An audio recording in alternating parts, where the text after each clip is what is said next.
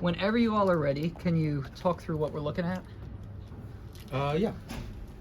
Basically, the goal of our project was to get a camera hooked up to the RP2040 and basically do some sort of edge detection program that could be used for computer vision. And basically, this could be used in the future by other groups doing projects like this, so they don't have to go through sort of the struggle of getting the camera documentation figured out and all that.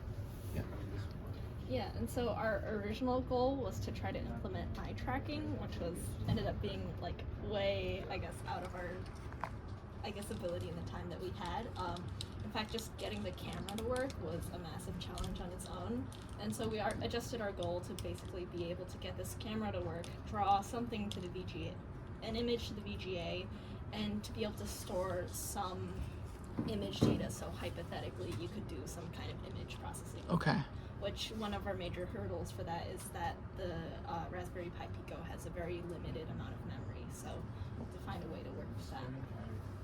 Yeah, and so like the general way that the camera works is that it's an Arducam camera, and you configure it over I2C, and then so we can change like certain settings. Like we have different commands to do them. So like if we wanted to change there's this lightness setting.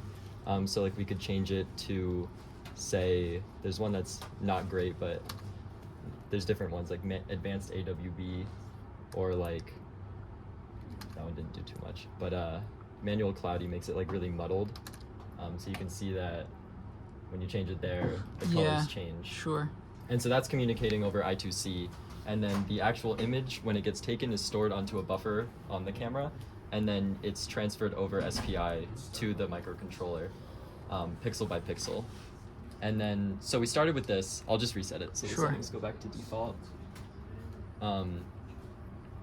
So we started with this, and you can see that the colors, like, because we don't have a lot of color information with our VGA driver, we noticed that a lot of the edges have these like dark edges around them, where you can see that like there's the black lines. So for a very basic form of edge detection, we just went through and saw if a pixel had all zeros for the red, green, and blue. And then that ended up looking like this. I'll just move into it a little more. So interesting. Yeah, so you can see that this isn't being stored on the microcontroller, it's just kind of forwarding the information to the VGA screen. So then we wanted to work on something that actually saves it on the RP2040, because that's kind of more useful for applications. So the first way we did it was kind of just checked horizontally if a certain number of pixels were white in a row, to see if like a line has some type of thickness. And so doing that was kind of our simple edge detection, and then that gave us that, and this is stored on the RP2040. Okay. And so this is just taking it from an array on the RP2040 and then putting it on the VGA. Your so face is still recognizable there. Yeah, you can see the edges around the face, but we noticed that this also only can pick up horizontal lines or pretty thick vertical lines. And so then we went back, and instead of doing it that way, we stored the last 3 rows of the VGA screen, or the VGA array, and then went back when you finished that 3rd row and looked at the middle row of that, and then checked all the pixels around it, and then saw if that met a certain threshold of white pixels. Right now we have it set to checking if 7 pixels around it are also white, and then if that is met, then we save that into the array. And so that would be this one. Just give it 1 second. So then that is now stored in the array on the on the RP2040. Okay. And you can see there's a lot more detail, and this is about as big as we could fit on it. We also have another thing that kind of like a kind of easy implementation of dithering, where if there are a certain number of pixels, we say that like right now I think we have 4, so like you can only have a white pixel every 4 pixels. And so if I turn that down to say you can have a white pixel every 2 pixels,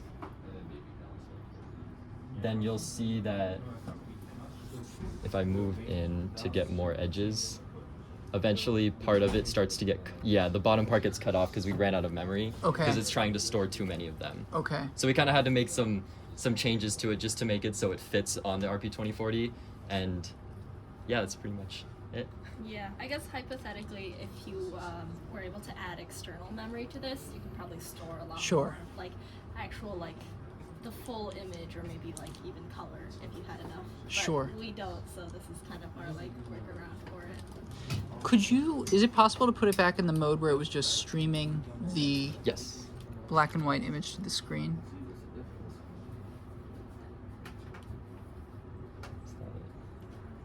Maybe there's a lot of commands. Yeah.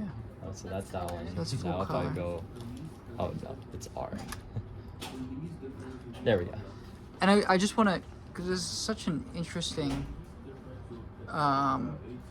sort of form of color compression here. So I just want to make sure I understand what's going on here correctly. Am I correct that you are taking the image and any pixel that is all black, you're drawing it white, and any other pixel of any other color gets black? Yeah. Exactly.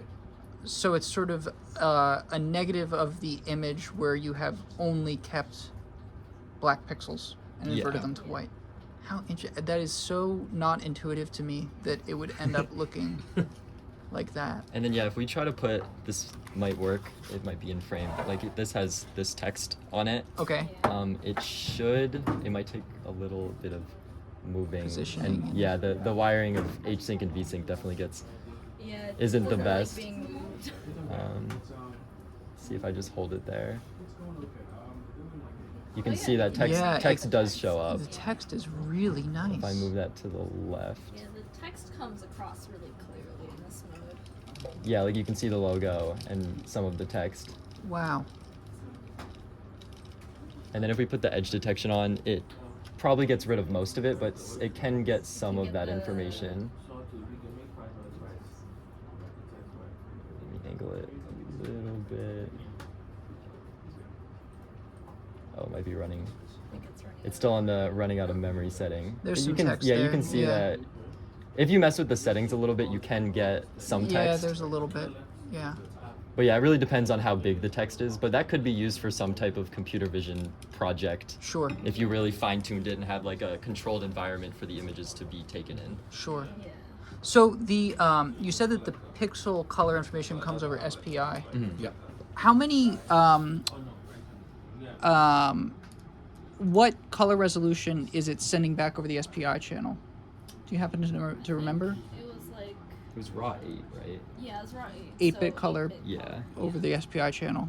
And then so for the colorful picture that you were showing, are you using the 3-bit VGA driver? Yeah. Yeah. Yeah. And so you're somehow taking that 8-bit pixel information and compressing it down to 3 bits of color. Yeah. How are you doing that? So with this, like, the color still needs to be tweaked because I Sure. don't think we did it correctly. But I think with the raw 8, there's there's like 2 bits for red, 4 bits for green, and 2 bits for blue. And so I think it's just trying to figure out which of those bits, like which bits in those 8 bits correspond to those colors. Okay. And then just like extracting those like 2 bits or 4 bits for each color and just taking the most significant bit. Sure. Okay. Okay. Yeah. And yeah, it was interesting because raw 8 has like 4 different orders of red, green, blue, and they don't tell you which one they use. Yeah. Arducam does not have good documentation of anything, Okay. so we kind of just had to go by trial and error to see like, oh, if we take this bit, what colors should that be in the image? Okay. So a lot of the colors actually Here, end up it depending. seems to Oh, sorry. be, oh, sorry. Yeah, no. It seems to be very like brightness dependent. So if Yeah. I like shine my flashlight at it, it turns very like Yeah, you'll get a lot more blue, and then the Interesting. darker colors tend to be a bit more very, red. Yeah. Okay. Yeah. Okay. Sorry. It's like auto. The camera also will adjusting auto brightness. adjust to the Yeah. brightness. So. And is the image that the camera is sending? So this is a 640 by 480 VGA screen. Is it sending back a 640 by 480 image? Yes. Yes. It is. Okay. Based on the length of the buffer array, yeah. Okay. Okay. Well, that's really interesting. Yeah, like that's the edge of your phone. Yeah. Oh yeah. Here, let me see if I can get my phone in.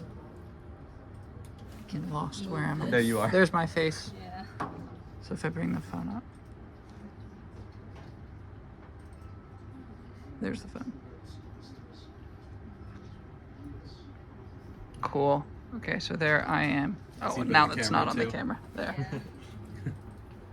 So there's the phone recording a video.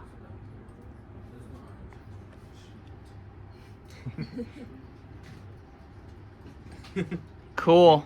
Awesome. That's a really cool demo. Thank you all. You're welcome.